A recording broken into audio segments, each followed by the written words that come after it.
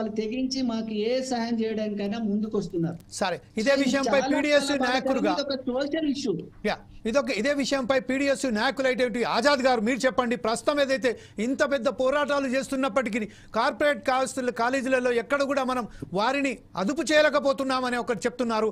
కేవలం కాసులకు వత్తాసు పలికి ప్రధాన పాత్ర పోషిస్తున్న టీవీలు కానివ్వండి, అలాగే పేపర్లు కానివ్వండి, వారిచ్చే యాడ్లకు కాసులకు కక్కుర్తి పని ఈ విషయాలను విస్మరించుతున్నారు. దీనికి సరైన స్పందిస్తలేరు అని చెప్తున్నారు. అలాగే రాష్ట్ర వ్యాప్తంగా అయితే చెప్పండి సార్, ఊరికి ముందే మిలిటరీ పోలీసులు దించితే ఎవరు పోరాటం చేస్తారండి? అలాంటి వాళ్ళు వెళ్ళినా గానీ. అదే విషయంపై ఆజాద్ గారు పీడీఎస్ నాయకులైనటువంటి ఆజాద్ గారు మీరు చెప్పండి. ఇప్పుడు ప్రస్తుతం ఉస్మానియా యూనివర్సిటీ నాయకులైనట్టు మీరు ఇప్పుడు దీని మీద ఒక కన్న తండ్రి బాధ విన్నారు. అలాగే డాక్టర్ కేశవులు గారు మాట చెప్పి ఉన్నారు. ఒక కార్పొరేట్ కాలేజీకి సంబంధించింది ఏమవుతుందండి, మీరు రిటైర్ అయినంత డబ్బులు మేము ఇచ్చేస్తామని చెప్తున్నారు. దీని విషయంపై మీరు ఆజాద్ గారు మీరేమంటారు? సార్, ఇందాక మాట్లాడేటువంటి క్రమంలో ఒక కన్నతండ్రి బాధ విన్నాను. మీరు చెప్పినట్టుగానే డాక్టర్ కేశవులు గారు మాట్లాడినటువంటిది కూడా 100% కరెక్ట్ అని చెప్పేసి నేను ఏకీభవిస్తా ఉన్నా. ఎందుకోసం అనంటే ఈరోజు శ్రీ చైతన్య నారాయణ విద్యా సంస్థలు ఆత్మహత్యలకు నిలయాలుగా మారినాయని చెప్పేసి మేము ఎవ్వరు చనిపోయినా కానీ ప్రతిసారి కూడా ఆ విద్యా సంస్థల ముందు ధర్నాలు చేయడము, ఆ విద్యా సంస్థల ముందు నిరసనలు తెలపడము, వీలైతే ఇందాక విజయన్న లాంటి వాళ్ళు తల్లిదండ్రులు కొంతమంది పేరెంట్స్ అందరూ కూడా కలిసి వచ్చేటువంటి వాళ్ళతో ఉంటే వాళ్ళతో కలిసి ధర్నాలు చేయడము, లేదు అనంటే అక్కడ ఇంటర్మీడియట్ ఆఫీస్ ముందు ధర్నాలు చేయడము, లేదంటే స్కూల్ ఎడ్యుకేషన్ ఆఫీస్ ముందు ధర్నాలు చేయడము, ఇలాంటివన్నీ కూడా పరంపర కొనసాగుతా ఉన్నాయి. కానీ నిజంగా ఈ ప్రభుత్వానికి సోయి లేదని చెప్పేసి తెలియజేస్తా ఉన్నాం. ఎందుకు అంటా ఉన్నామనంటే నిజంగా ఇందాక సహా చెప్పినట్టు లెక్కలతో సహా చెప్పారు.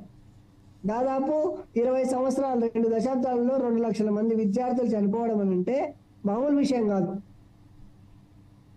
నేటి బాలలు రేపటి పౌరులు అని చెప్పి చెప్తున్నటువంటి విద్యార్థులు ఈరోజు శ్రీ చైతన్య నారాయణ విద్యా సంస్థలకు వస్తే వారు మళ్ళీ తిరిగి వస్తారా రారా అనేటువంటి ఆలోచనలో విద్యార్థుల తల్లిదండ్రులు ఉండాల్సినటువంటి దౌర్భాగ్య పరిస్థితి ఏర్పడింది. అలాంటి విద్యా సంస్థల్ని మనం కొనసాగించాలా అని చెప్పేసి అడుగుతా ఉన్నా. ఎందుకంటే గతంలోనే కేసీఆర్ గారు చెప్పారు, తెలంగాణ రాష్ట్రం వస్తే ఆంధ్రాకు సంబంధించినటువంటి శ్రీ చైతన్య నారాయణ విద్యా సంస్థల్ని పొలిమేర వరకు తనితరుముతం, ఆంధ్ర విద్యా సంస్థలు ఇక్కడ ఉండకూడదు అని చెప్పారు. ఆంధ్ర రాష్ట్రం వచ్చిన తర్వాత, ఆంధ్రప్రదేశ్ నుంచి తెలంగాణ రాష్ట్రం వచ్చిన తర్వాత మళ్ళీ కేసీఆర్ గారు 10 సంవత్సరాలు పాలించారు, తను ఏమి చేయలేకపోయిండు. మళ్ళీ తర్వాత రేవంత్ రెడ్డి గారు వచ్చారు. రేవంత్ రెడ్డి గారు వచ్చిన తర్వాత కూడా ఈ 2 విద్యా సంస్థలకు సంబంధించినటువంటి కూడా మేము బహిరంగంగా ప్రభుత్వానికి సవాల్ చేస్తా ఉన్నాం.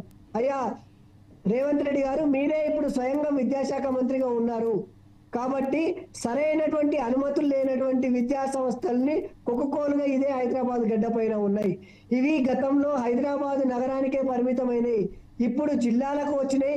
జిల్లాల నుంచి నియోజకవర్గ స్థాయిలో కూడా శ్రీ చైతన్య నారాయణ విద్యా సంస్థలు, కార్పొరేట్ విద్యా సంస్థలు పాకి విద్యార్థులందరినీ కూడా పీల్చిపిప్పేస్తా ఉన్నటువంటి పరిస్థితి వస్తా ఉన్నాం. ఎందుకంటే ఇవి కేవలం ఇంతటితోనే ఆగలేదు, కేవలం విద్యార్థుల వరకే వచ్చినాయంటే ఆగలేదు.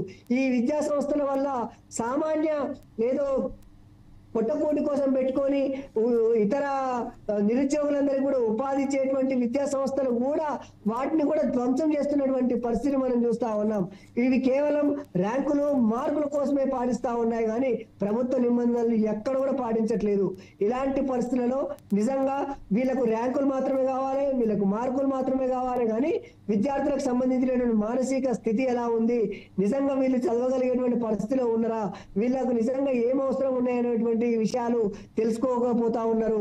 తెలుసుకున్న విద్యార్థులకు కనీసం మాట్లాడేటువంటి స్వేచ్ఛ లేదు, కనీసం సౌకర్యాలు లేవు. అక్కడ సౌకర్యాల గురించి మాట్లాడేటువంటి పరిస్థితి ఉంటే అక్కడ ఆ విద్యార్థుల్ని పక్కకు నెట్టేటువంటి పరిస్థితి లేదు అని అనుకుంటే ఏం చేస్తారనంటే ఈవిటీజింగ్ ర్యాగింగ్ పేరుతోని వాళ్ళకు మార్కులు తగ్గిస్తామనేటువంటి పేరుతోని వాళ్ళని వేధింపులకు గురి చేసేటువంటి పరిస్థితి నెలకొంటా ఉంది. ఇలాంటి అన్ని చేయడం వల్ల చాలా మంది విద్యార్థులందరూ కూడా మానసికంగా ఇబ్బందులు పడి మానసిక ఆవేదనతో ఆత్మహత్యలు